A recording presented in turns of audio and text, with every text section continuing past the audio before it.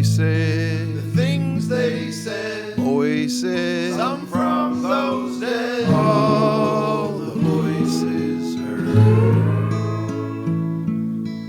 Voices, things we say, voices, they're in your head, all the voices heard.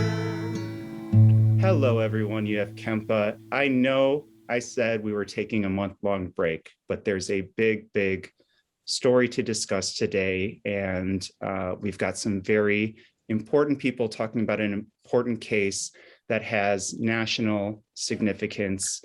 So I am so thankful to have three important people on today. First of all, Jen Abreu, friend of the show, executive director, co-founder of Redemption Row, California. How are you doing, Jen? I'm doing fantastic. Thanks, Dave, for having us. Yeah, I'm really happy to have you today too. And then we also have a couple of very well-respected attorneys. First of all, Angela Berry, attorney for Sirhan Sirhan. Sirhan Sirhan being the man who was convicted of the death of Robert Kennedy.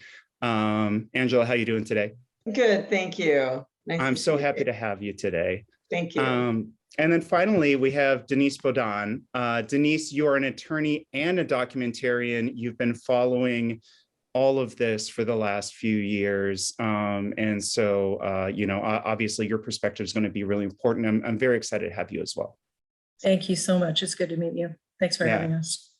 Yeah, great. So let's just start from the beginning, right?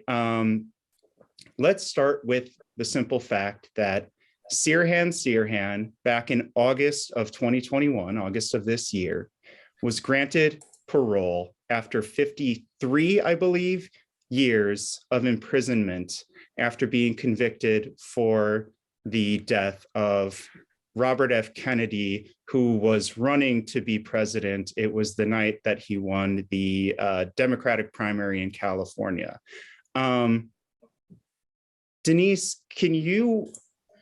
Actually, no, Angela, could you walk us through the parole process and what the parole process looked like and meant for someone like Sirhan? Sure. So first of all, to clarify, Mr. Sirhan was convicted of more than just the murder of the senator. He was also convicted of battery, assault to commit murder on 5 different people who were struck by stray bullets. So right. He had all of these convictions. He has long served the term on those other ones, and he is doing his life sentence on the murder for RFK. So Mr. Sirhan is entitled, just as every life prisoner, to the chance for parole. And in fact, the laws in California state that parole is the rule and denial of parole is the exception.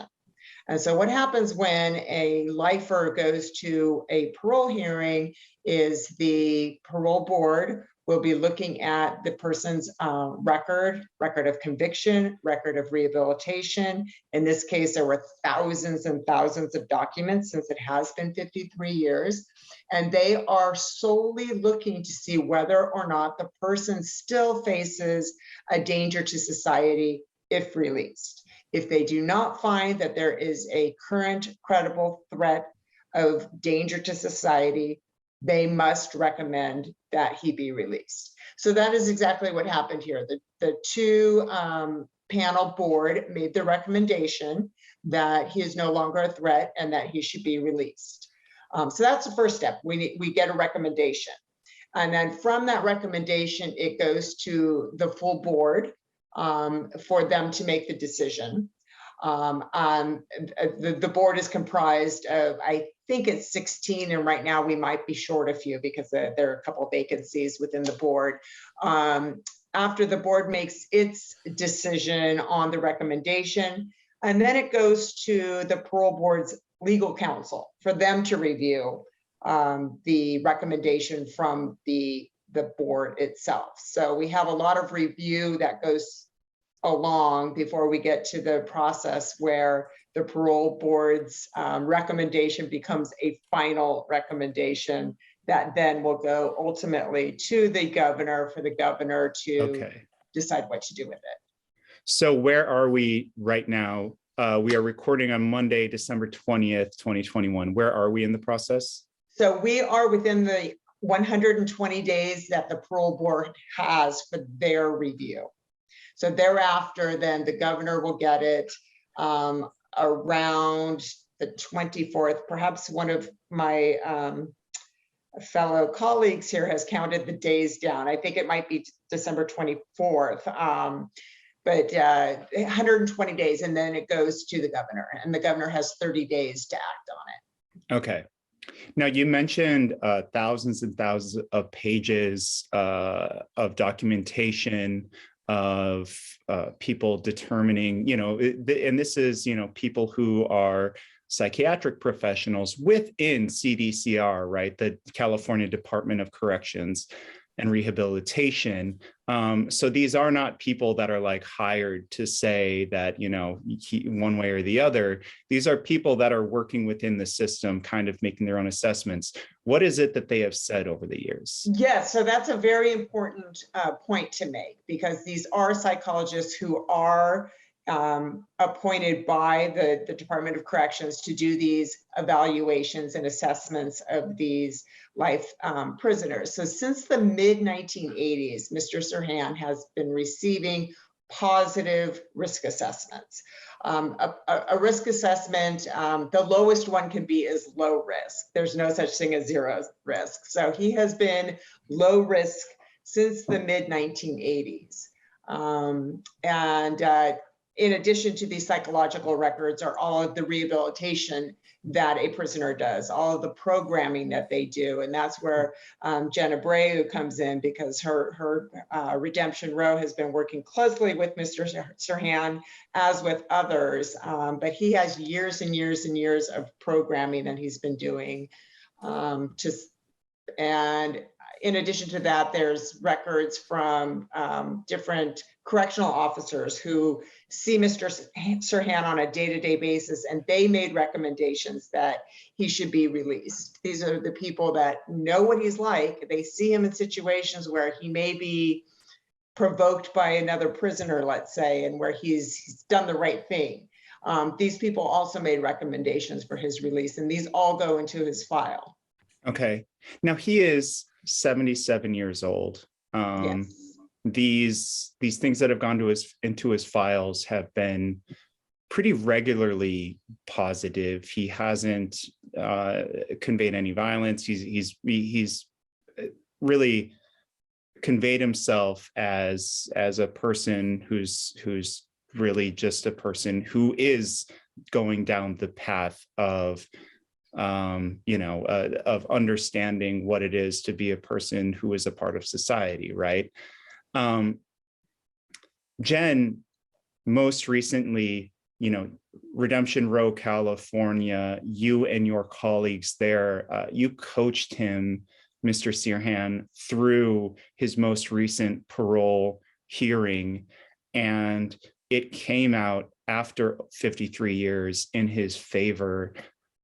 Can you talk about, what went down this time, and sort of your reflections on if you believe he deserves to be a free man or not? Before Jen answers, I want to correct something that you said there. Cool. You suggested that he was coached for an interview. And that is so not what happened in this case. She and her people worked with him in his rehabilitation. So there was no coaching just to pass a test. So Right. With that, I will turn it over to Jen. Yeah, so and I was going to kind of double down on that as well. We Redemption Row has approved CDCR programs inside the facility that do just this very thing. And what that is, it's parole board preparedness. And these are workshops that take up to a year to complete. And so it's not a, overnight, cram session to get ready for, the parole board. It is a very long and invasive and extensive process that prisoners volunteer for this group to get them ready. And a lot of it is everything from getting their parole packet put together so they can present that, which would be, letters of recommendation from prison staff, people that they've worked with, people that see them on a daily basis, all the way up to intensive cognitive behavior therapy and workshops that are designed to help one gain insight and self-awareness, right? So it's really quite the gauntlet of rehabilitation. And that's something that we have to always focus on is, it is called the California Department of Corrections and Rehabilitation. So rehabilitation is at the core concept of CDCR. They even so that they put it in their name. And so when you look at the history of Sirhan's incarceration and the fact that he has been incident free for 50 years, longer than I have been alive. Incident free meaning? He has not had a behavior write-up.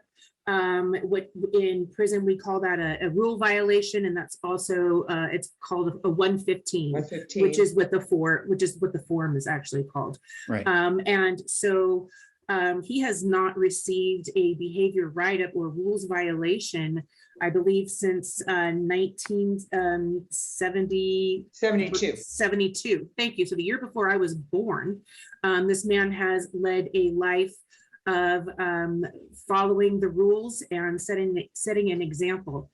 So we have to look at that entirety and say, wow, this is a person who actually embodies the core concept of what the corrections department wants.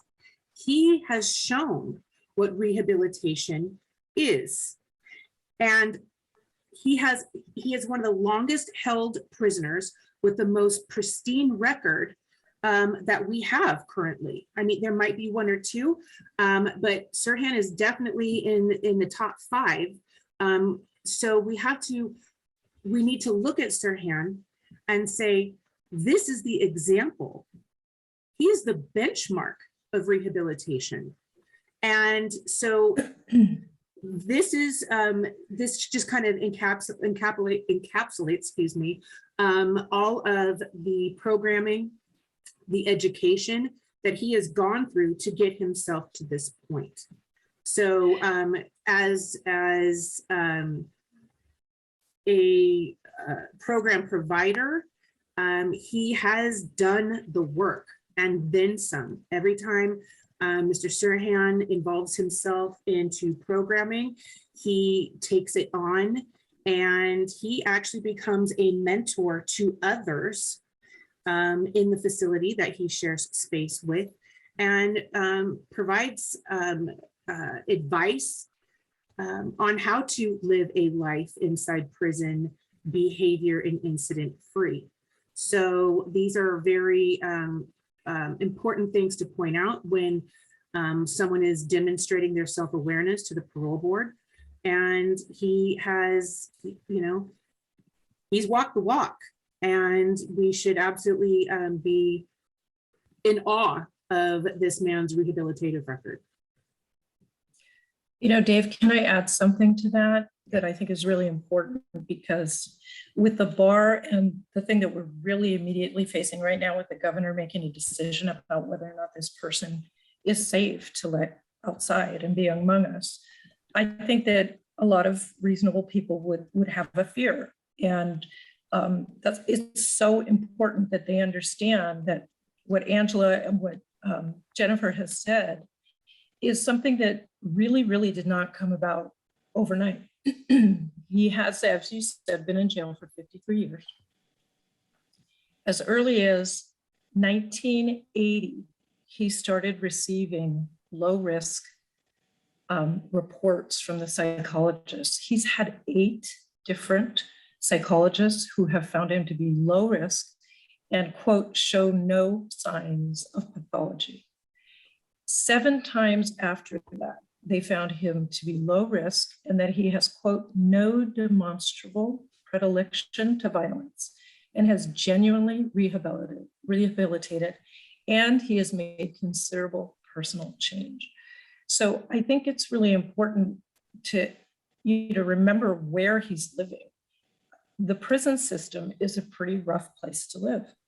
Even when you're a long timer, there are criminals in there who are violent. Your daily survival can depend on how you operate within that system. And there are dynamics, and there's abundant opportunity to respond in a violent way or be violent, sometimes even just for self-preservation. And when you look at somebody who's got a record by 8 different prison psychologists, not defense, and the defense psychologists, when there were some, also concurred with that. So it just underscores what the prison psychologists had said. But when you look at that span of being able to live in that environment and not respond in a violent way, not ever defend yourself even in a violent way when you yourself are attacked, which happened to him, then I think that it goes a long way to say that he truly has incorporated a nonviolent stance and way about him that is not just some kind of a, something he learned recently just to get past his parole round.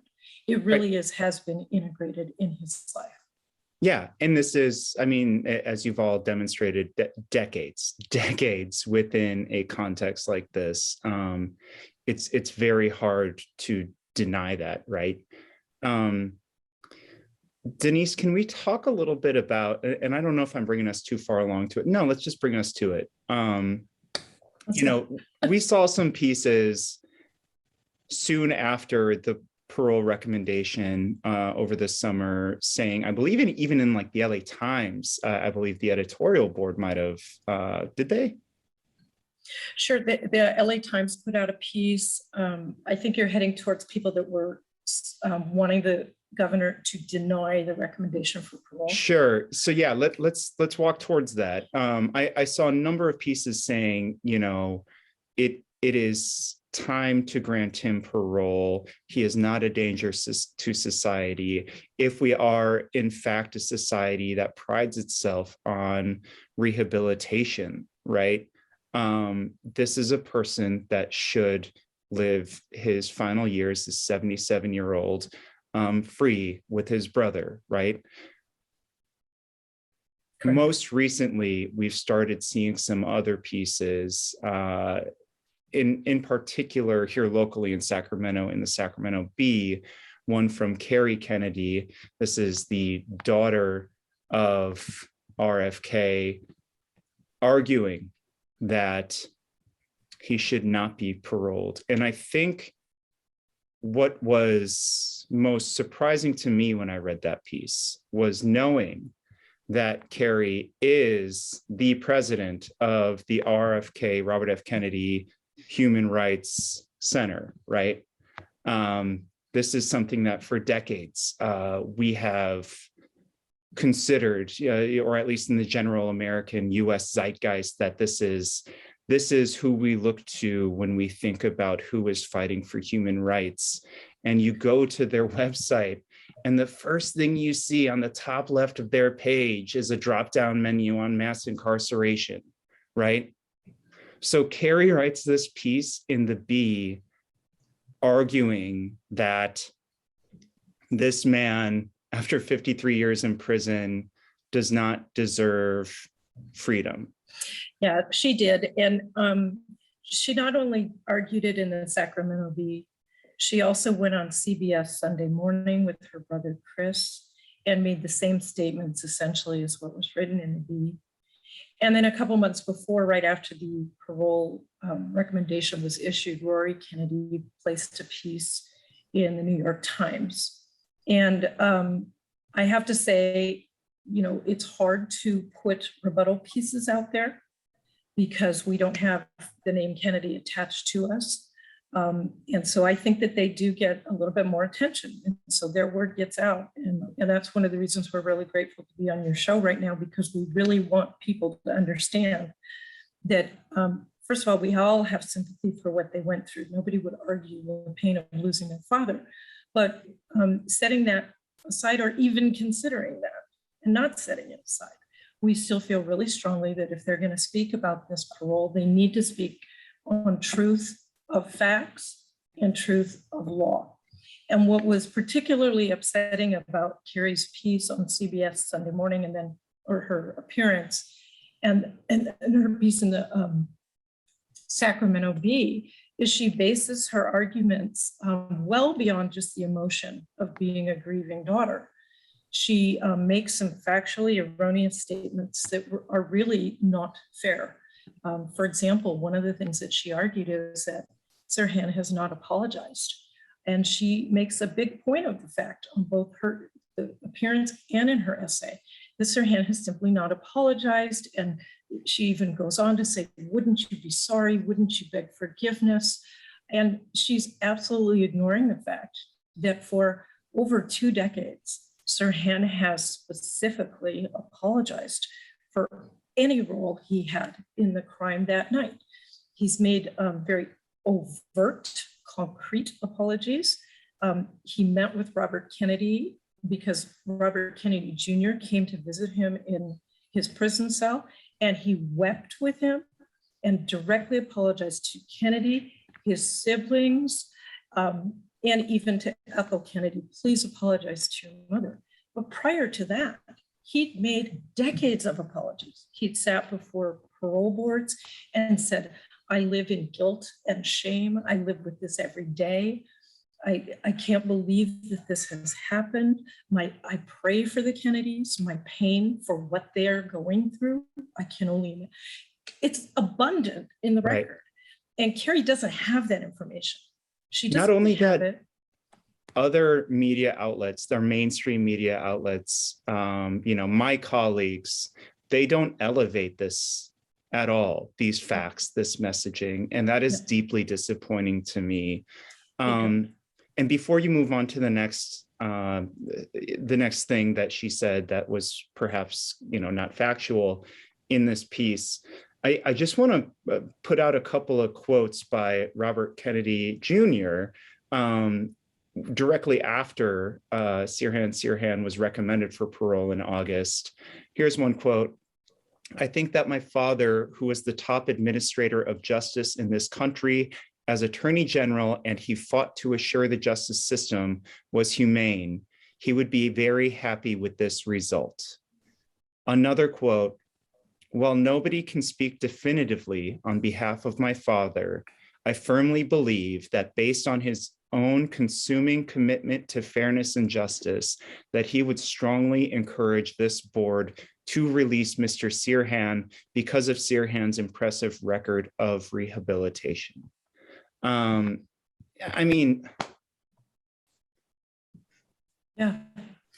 It says it all. Yeah. I think one thing that Kerry said in her Sacramento Bee piece was they are, as we all know, a very religious family, and she lives by compassion. And it was very, very compelling to us. We tried to respond to it. It didn't get accepted. So here we are. She talks about compassion and how every single person who has earned rehabilitation should be released. And looking at Sirhan's record, it looks to us like she has 2 sets of rule books. One is for everybody else. Everybody else who's in prison, there are victims attached to those crimes. Always. There are families, people hurt. The Kennedys are not unique in their pain.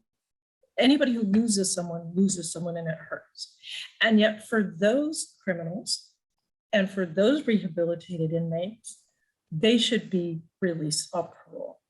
But when it comes to her family or her pain, even on his beautiful record of rehabilitation, those laws somehow not apply.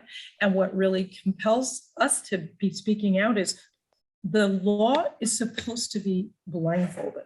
Right. It doesn't have a set of rules for the rich and famous in our country or those with power, political or otherwise. And yet we're looking at someone who so squarely fits within the law, who may be facing a political decision rather than a decision based on law and fact.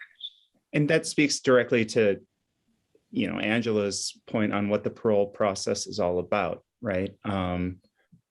We have this process for a reason, and it is so these sort of appeals to emotion. Well, you know, our emotions, like I you know, can be valid in many ways. Under law, under the rehabilitative process, you know, somebody's idea of anger or revenge, you know, like that should not play a role in the rehabilitative process as far as the law goes. And Angela, let me know if I said that correctly. Yeah, no, that was beautifully said. And it's important as well to remember or to know that these parole board officers are appointees of the governor. Okay, they are law enforcement individuals. They're former district attorneys. They are former prison wardens. They are former guards, law enforcement officers. These people take their job seriously. They know that they are that last wall between public safety and dangerous criminals. They are not going to simply release somebody on a whim because they know that their job is to keep those in who need to stay in. They made the decision. These people who the governor has appointed have made this decision based on the incredible record that Mr. Sirhan holds. And I think it would be very hard pressed for the governor to rule otherwise when we have such a solid record of rehabilitation for so many years. Yeah, it would feel like just a you know, it would make me much less faithful in our process, and it would be really a tragedy. The more I read about this, the more I would look into this. Yeah. Denise, oh, sorry.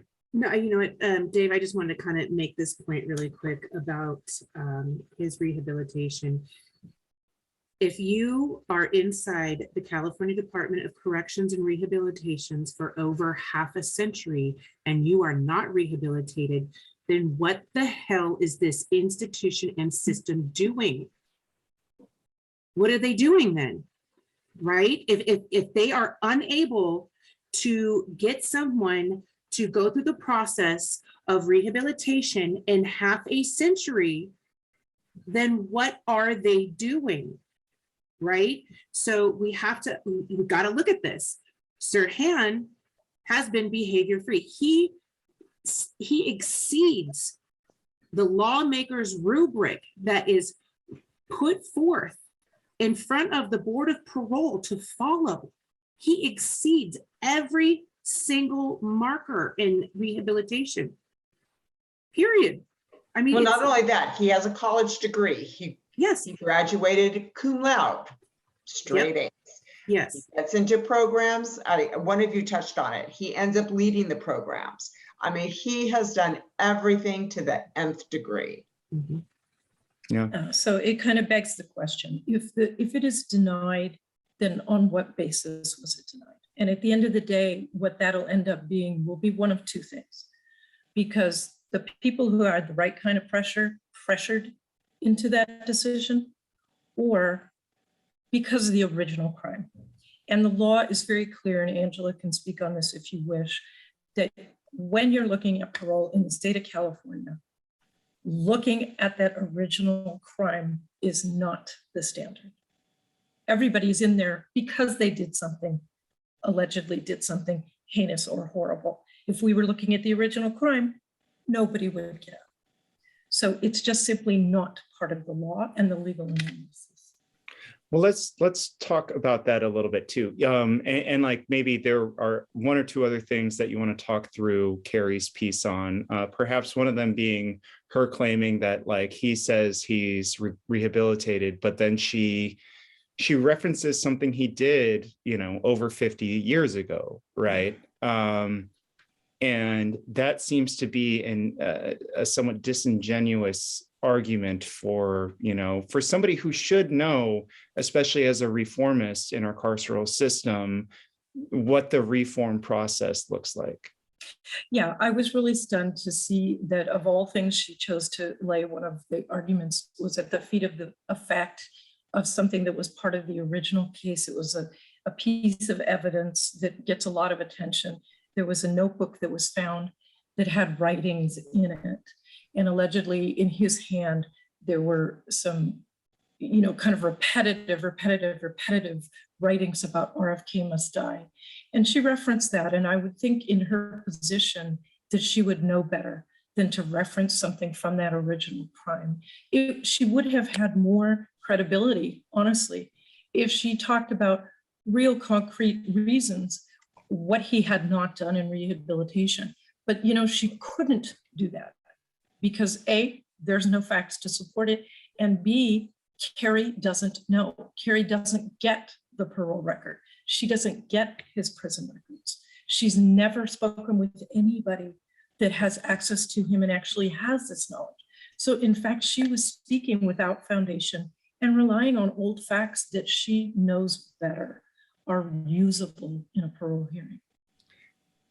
I mean, maybe this is a good time for me to just chime in and say,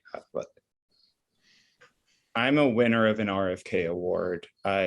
For some graduate work I did back in journalism school, back in, God, I don't know what it was, 2009, I guess. I won an RFK award. I was the sole collegiate winner for some work I did down in southern Mexico on sort of the determinants of why, Mayan indigenous folks in southern Mexico, these 16-year-old boys would decide to risk their lives to cross the border and to find work and to send remittances home, right? And I was proud of that work. I was proud when I got nominated for this award, and I was proud to get it and to meet Ethel Kennedy and to meet some of, her kids. And like, when I look at something like this, when I look at that piece that Kerry published in the Sacramento Bee, I feel very, I can't help but looking at that award and wondering, what does it mean? Does it mean anything anymore if we're not holding true to these principles? Because every fact, when laid down on its own, when you remove our cultural zeitgeist, when you remove our, the cultural hegemony of all of this, and you just looked at the facts of this case, it all screams, this man deserves parole. This man deserves to spend his final years free. And that's been really sort of, I don't know, like, obviously I don't want to center myself during any of this. It's all about Sirhan and like, the process of parole, but it's just, you look at that and you kind of wonder, like, is there justice here? Yeah. Well, I think you're feeling what we're feeling. Yeah, but I have to say that Angela and I go into courtrooms every day and we fight for what we know is right. That's what we do for a living. And because we're on the defense side, she does criminal defense. I do a lot of child abuse defense work. The system is stacked up against us in many ways, even in some of the laws that we have to use. But we still go in there and do the good fight. And I think that you should be very proud of that award. And there are still people that are fighting for justice. And one of them happens to be Robert Kennedy's son. Robert Kennedy Jr. is doing what he can to shed light on this case. He wrote a piece in the San Francisco Chronicle. He's been very close with our team, speaking with us and doing what he can within, the lanes that he can operate to get the word out as well. And so I think that there still is that out there, and it's worth fighting for, forever. That's why we do it. You sound like my public defender friends. Guilty as charged. Dave, another thing that's important that people know is a lot of people want to blame the board's decision on George Gascon, our DA here in Los Angeles. He came in as a reformer. And while wanting to be tough on crime, he has a platform of prison sentences are way too long and we need to rehabilitate. In line with what California says it does, right? He did not have a representative at the parole hearing because that is his policy not to do so anymore. And a lot of people are saying the parole board came to its decision because George Gascon did not have an individual there. It's important to know, and it is in the transcripts, if one were to sit down and read the transcripts, the parole board made very clear, abundantly clear, that even if there had been a representative from the district attorney's office at the hearing, and they presumed that if somebody were there, that their presence would be in opposition to release, that would not have changed the board's decision whatsoever. Mm-hmm. So to use George Gascon as a scapegoat for some sort of rogue decision by the parole board would also be a statement made out of ignorance. Yeah. And it's important to know there was a law enforcement agency who did submit something in opposition out of LA County. And certainly the board considered that, and it did not change its legal analysis. That was the Los Angeles Police Department. Mm-hmm. Okay. And they have a shining record of just never doing anything wrong. I do think that's really important, especially within the context of this sort of rising tough on crime stance of the neoliberal consensus in California. There's sort of this like Clinton era push from our more conservative Democrats to really really bring us back to the more carceral elements of what this country, I don't know if I would say has become or perhaps has always been. Whereas a lot of the work that you've all been doing is sort of pushing back and saying like, hey, there are ways that we can find ourselves not being the most carceral nation in the developed world. So I think that is a really important point. I don't know how much time we have. Is there anything else, Denise, that you wanted to touch on real quick from the piece from Kerry? With regard to Kerry, I think we covered most of the points. She just doesn't really have a foundation for anything that she really said in here that are beyond her personal emotional contact to this case. And so, with that, I think, she got some of the facts wrong as well with regard to the original crime. For example, something that I found really misleading was she argued that everything was caught on film and everybody saw Sirhan shoot her father. And that's just frankly not true. The murder was not captured on film. The murder was captured on sound. It was a sound recording. There was no film rolling at the time that it has ever been exposed. I mean, there might be something out there, but nobody's ever seen it. What we have is audio. And what we have on that audio, once we were able to analyze it, and keep in mind, it was hidden. The LAPD did not produce the audio at the time of trial. So it was not discovered until 2005. Now, the records were released in the 1980s after people that were really fighting for this case, including one of the victims, Paul Schrade, trying to get the records released. Eventually, they were released, and we got partial records. A lot of the records had been destroyed, which there was no reasonable reason to destroy them, but they were destroyed. And this audio tape eventually was kind of dug up. And this audio tape was analyzed by an expert, and they found that this whole second gun theory, that there may have been other guns in the pantry, was more likely than not to be true. They found that there were 13 shots fired, even though Sirhan's gun only held 8. And Kerry doesn't talk about that. She knows that this is a fact. She knows that the autopsy report showed that her father was shot and killed from behind his back at extremely close range, 1 to 3 inches, and that Sirhan was always in front. So she says all these witnesses were there, it was caught on tape, everybody saw it. That's not reality. Reality is Sirhan was there. He was shooting. He was standing in front of the senator. This is public record now, right? I mean, judges have looked at this. All of it has been looked at. The only time a judge looked at it was in a very legally complicated proceeding that happened before a magistrate. The magistrate made a ruling, then it got re-reviewed by a superior court, and it was ultimately denied, even though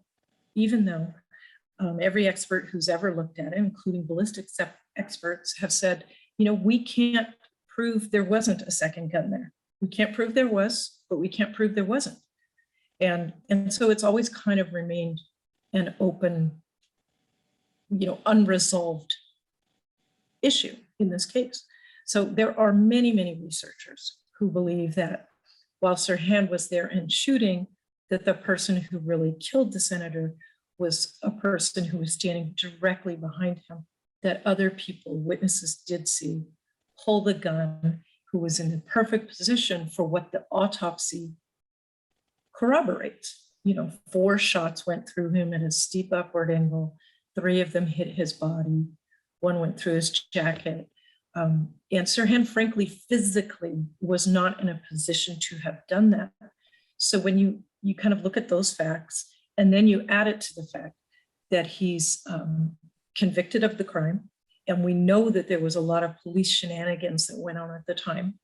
And if we had time, I could go into those as well, maybe for a second show. There was an abhorrent record of chain of custody of bullets, and the criminalist that was the lead criminalist was lying to the grand jury, lying to the jury themselves. So the conviction is on such weak foundation. And then we look at some of the physical realities, such as the bullet and him standing in front, and you start to wonder, you know, do we have the right killer sitting 53 years in prison? And from my point of view, we do not.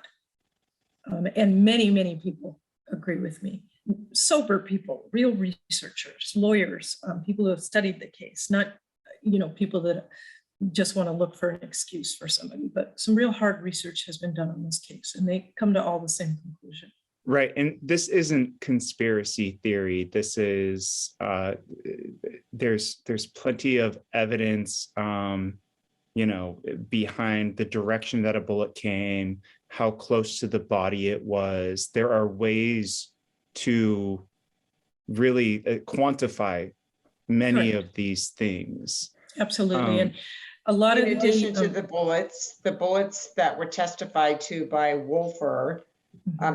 Denise, perhaps you want to touch on this. Yeah, we have a real nightmare in the trial. And you have to remember that this trial was set up in such a way that the criminal defense team early on decided that they were not going to argue to prove his innocence. Right. And they made a stipulation of guilt before the first day of trial.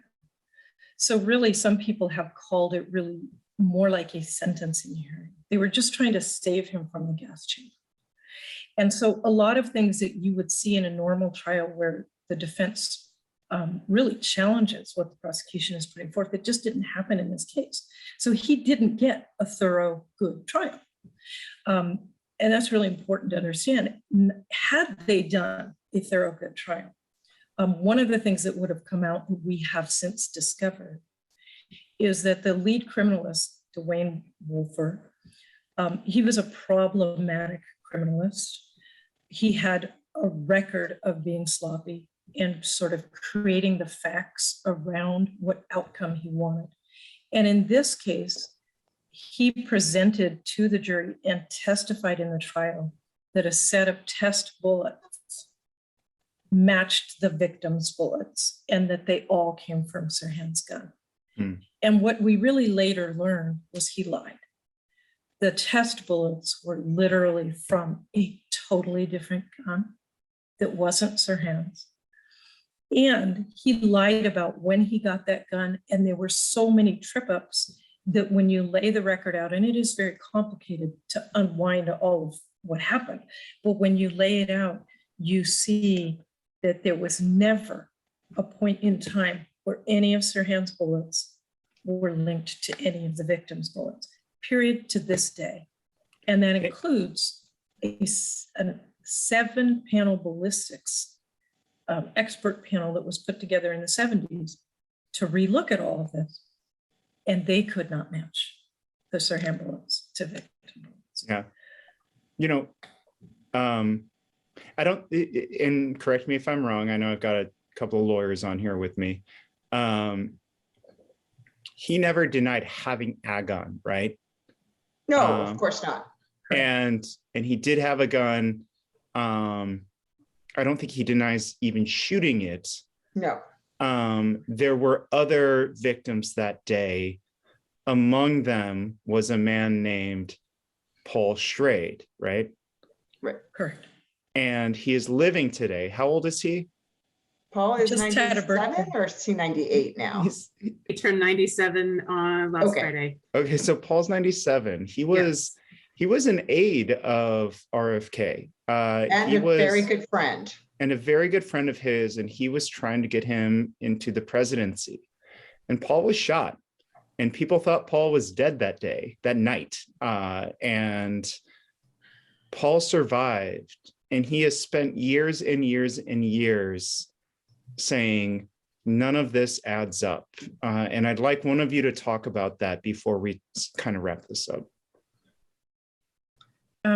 So Denise, you represented him at the parole hearing, so perhaps you're best at. Why don't I take that? I think that it's important to understand that the minute the crime happened and they started looking at everything, a lot of people were saying nothing adds up. And there was a very close friend named Allard Lowenstein, who was, I believe, a senator.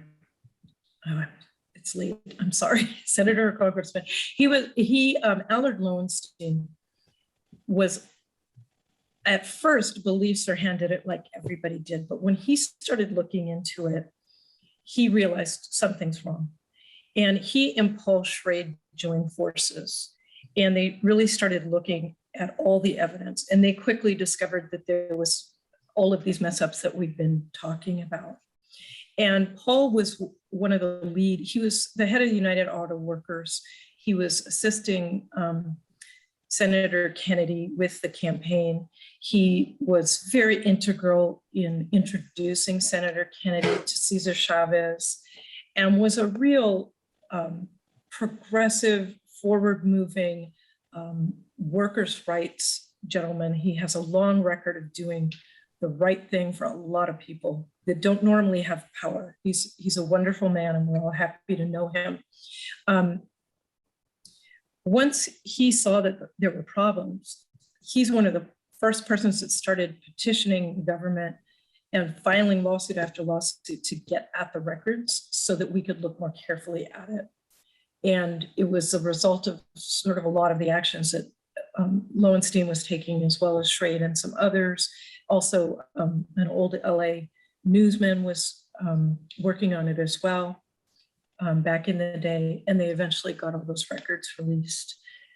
It's interesting to note that Allard Lowenstein was shot dead in his office by a rogue student of his, which has always been just interesting, kind of a footnote. Right. Now, Now, what is Paul Schrade saying today? Can we just sort of, I just want to like give folks a central thing to what is he saying today regarding this parole process? Paul is very clear. First of all, he does want parole. He sees it squarely within the law, as we've discussed today. But the other thing that Paul wants is he wants justice for his friend Robert. And Paul is very adamant with anybody he will speak with that he wants the shenanigans that were played by the LAPD, which I have just scraped the tip of the iceberg, witness intimidation, including my dad. I have memories of ducking in the car, you know, and turning out the lights while my dad evaded being followed, and we knew who was following us because of my dad's investigation on this case. The LAPD played fast and loose, and he wants that investigated. He wants a new investigation, like we all do. He wants the district attorney and their role in it investigated, because we know that very early on, the DA was aware they had a problem with the ballistics. We know this straight out of the grand jury. They were alerted to the fact that a man standing in front, pointing this way, can't shoot a man 3 inches behind his head. Right. And Paul wants a new investigation, and he wants the man who killed Robert Kennedy to be named and acknowledged. And that is what he considers justice for RFK. And with that said, I wanted to say we just put together a comprehensive website that has transcripts, parole board ruling, autopsy report, witness statements, ballistic studies, all in one place for anybody that's interested. And we call that www.justiceforrfk.com. And for anybody who's interested in learning more about this, they can go to that site and just swim around in there and maybe get as action-oriented as we are in trying to make this happen. Great. Thank you so much, Denise. I think we are coming around the time to wrap this up. So I want to open it up to Angela, Jen, and Denise. What are some final thoughts as we come toward really the final hours, final days, month? I guess I don't know how much time the governor has to make this decision. The end of January. We would expect something the third or fourth week of January. Okay. What would you want to say to folks regarding this? And what would you want to say perhaps to the governor and the parole board? That the governor needs to follow the law. The governor needs to be aware that the law is on the side of Sirhan, and to not be afraid to make the right decision. We are a society of redemption, reformation, rehabilitation, not one of revenge and retribution. And we need to leave the emotions out of it. While victims do have the right to have their voice heard, we have the Victims' Bill of Rights. It's right in our California Constitution that victims' advocacy should not be what controls what happens in any given case. The law, we have to rely on the law, and the governor needs to do that. Mm. So I have some parting words, and as I would say this, you know, Governor Newsom can satisfy 2 agendas simultaneously with this decision of affirming Sirhan's parole. He can support his law enforcement officials that sit on the Board of Parole and be pro-law enforcement, and also he can be pro-prison reform at the same time by affirming Sirhan's parole, period. This literally will help the electorate understand that they can have faith in the social safety net that is the Board of Parole, and that the California Department of Corrections and Rehabilitation is doing their job, which is rehabilitating those that have been convicted of crimes, rather than just warehousing humans for 50 years. So all of this can be satisfied by affirming the parole board's decision. It's really that simple. This eliminates any kind of personal bias or political pressure by allowing this decision to stand. And, in California, we do have, these two different camps. We have, law enforcement, and then we have, reform. And oftentimes, there is no Venn diagram of those. They can be, mutually exclusive. This one time, they actually do create a very broad scope of middle ground by following the law, period.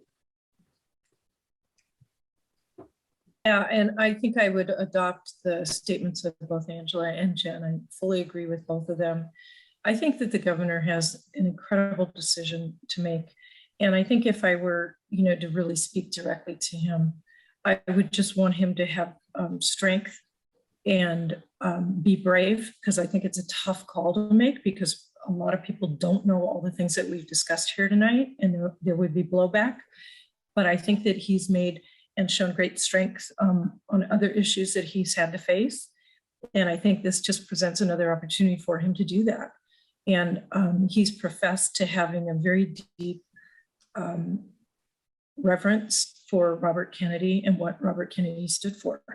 And I think that really, if he looks deep inside and he thinks about what Robert Kennedy himself would do under these circumstances, I think that he'll find this decision is to follow the law, follow the facts, don't judge by emotion, and do the right thing and go ahead and grant the parole. And I do truly believe that it is an example of how our system can work, and that he should not undermine the very thoughtful, careful decisions of his own board. He should put faith in them, defer to them, delegate to them. They are the experts. They've made the decision. And we'll be watching and see what he does. And I wish him luck. It's a tough thing to do, but we know what the right thing to do is. So succinctly said by you three. Angela, Denise, thank you for coming on for the first time on the show. Jen, so nice to have you back. I think we call this special episode at this point, so you have to get back to your busy lives as well. But again, just thank you so much for coming on. Thank you for having us. All right. Bye-bye. Well, we will be back in a few weeks, folks. Have a good night. You too. Thank you.